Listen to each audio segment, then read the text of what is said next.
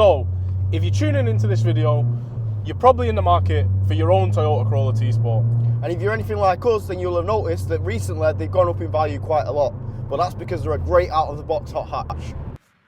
And this is my example of a modified T-Sport. It's got some tasty modifications in all the right areas, which makes it the perfect sub 5k hot hatch. Enough waffle, let's take it for a drive.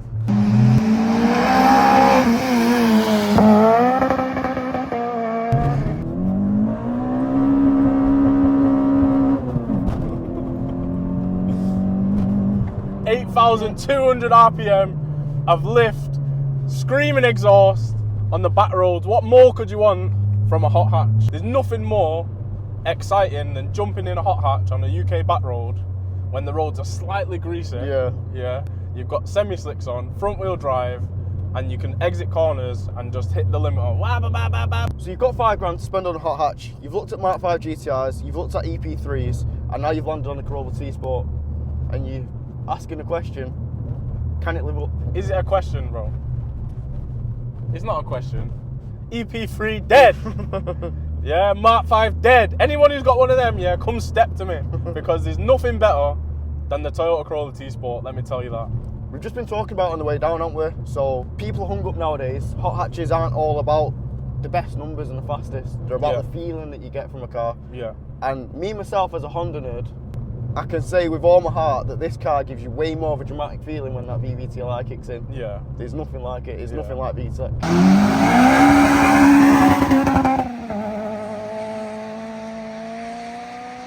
It doesn't hit as hard as VTEC. No. But that feeling of the crossover. Yeah, the crossover is nothing beats that, bro. It's intoxicating. Yeah. There's no other way to describe it. Once you felt it that one time, you want to just keep repeating and repeating and repeating and repeating. Yeah. And that's how you get into trouble in cars. So if you've got no self-control and you're looking at a Toyota Corolla T-Sport, maybe it's not for you. So with that being said, there are some drawbacks with the Corolla, aren't there? The aftermarket support is nowhere near as good on the Corolla as it is on either the GTI, EP3 or a lot of other hot hatches. Yeah. And they're not as tunable. But as I just said, I think people get caught up on getting a car and making it as fast as possible and trying to tune death out of it, whereas some cars was meant to be added to a little bit and enjoyed, and I think this is a perfect base for that. Yeah. I think we mentioned earlier that, you know, it's got some subtle modifications that bring it out of its shell. Yeah. Like, it's got coilovers, you know, it's on aftermarket wheels with semi-slicks, upgraded disc and pads. Got the breather mods. Cold air intake, yeah.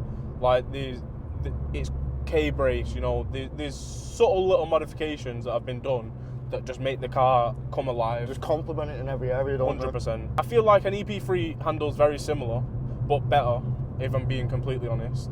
But the actual feel of hitting a corner and accelerating through a corner in this car, it feels like it just sticks to the road and goes round. Yeah. Do you know what I mean? I think the power of the car is perfect for the setup. Yeah, I think what you said's perfect. So the gear ratios and the power band, I feel like with the gearing that you've got, most corners you're attacking it just before lift, and as you get to that point of corner exit where you can put your foot down, this car's in its power band then.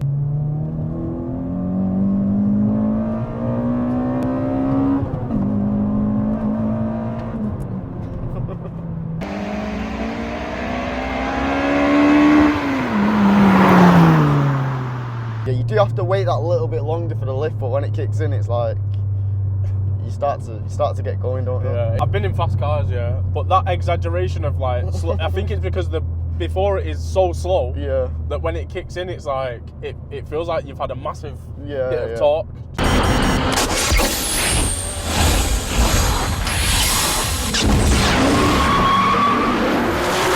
So most people that are going to be tuning into this video are probably going to be more into modifying the cars. Yeah. We touched on aftermarket support for these cars and obviously tunability as well. Why do you think it's so poor? Do you think it's because they're not as popular? Do you think it's because the engines aren't as strong? What do you think it is that makes the aftermarket support for these cars? I think they didn't make them in mass numbers like they did with the EP3 and the GTI. Yeah. And then they wasn't received as well either. Yeah. So yeah, I think that's the main reason. But I also think the UK wasn't the main market for this car. I feel like they're big in America, they're big in like Taiwan and all them countries. Yeah, I don't really know why it is, to be honest. I've always discounted them in my head as well. I'm not gonna lie, bro. Like, I knew about the Celicas and I knew about the Yaris's, but I never knew that they did a Corolla T-Sport up until a couple of months before I bought this. Yeah. Which is pretty crazy, really. Like, for a car that's so good out of the box, and I'd say hot hatch is probably one of the biggest markets in the UK for performance cars. Yeah. It's mad to think there's a whole car that I didn't know about. And 20 years ago, imagine what this car would have been, and it's still not spoken about. It's mad, isn't it? Yeah.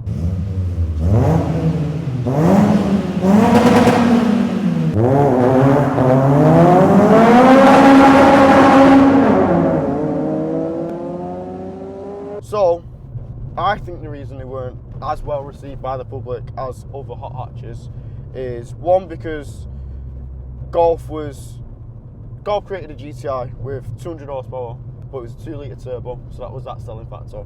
Yeah. Honda put a lot of marketing into the VTEC thing. Yeah. And both of them cars also had independent rear suspension, which back then people was like nerding out over that stuff, whereas Toyota decided to stick with a solid rear beam. Yeah. And even being honest, that's one of the main reasons I've always downplayed these cars in my head. Yeah. I thought there'd be no feeling, there'd be really, I just thought they'd be really understeering and not playful. On the test drive, the back end stepped out, didn't it? Yeah. Yeah. So, yeah, I feel like don't get hung up on the statistics and the paperwork so much on a car. Yeah. A lot of people are going to tell you, you know, do this, do that, and this is good, this isn't good, before even trying the car themselves. Yeah.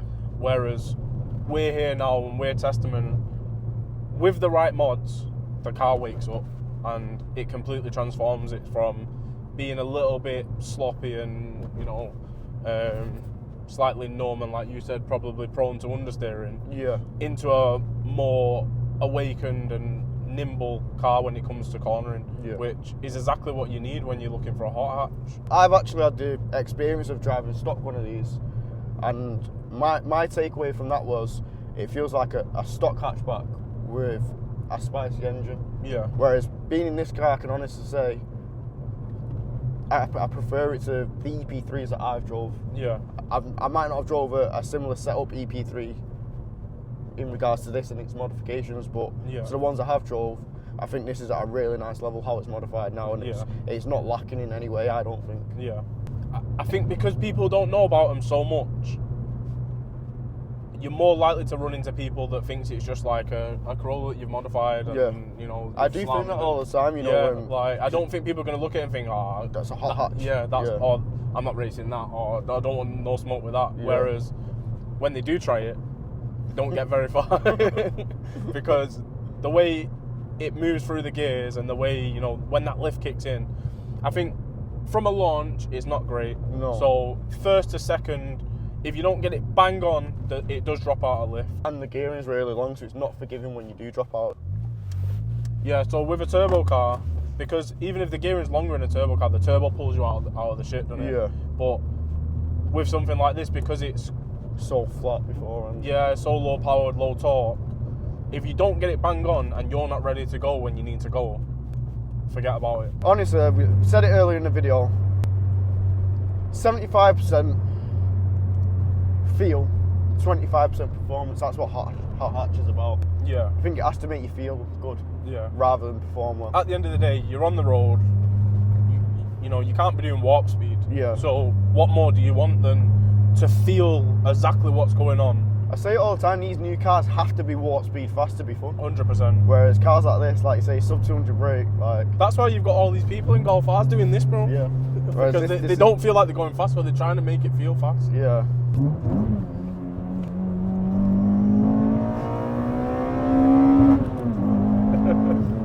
Bro, that intake sounds mad, innit? We're doing way within the speed limit and it still feels like we're...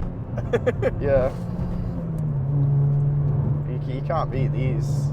This generation of Japanese hot hatch. Elite times. Yeah. So if you found this video useful in your hunt for a sub 5k hot hatch, then make sure you leave a like, drop us a comment, and if you feel like there's anything that we missed out on in terms of other hot hatches that we should have mentioned or that you'd like us to review in the future, then make sure you drop it in the comments below. If this is the type of content that you're into, be sure to subscribe because we've got plenty more of that to come on this channel. So that being said, we'll catch you in the next one.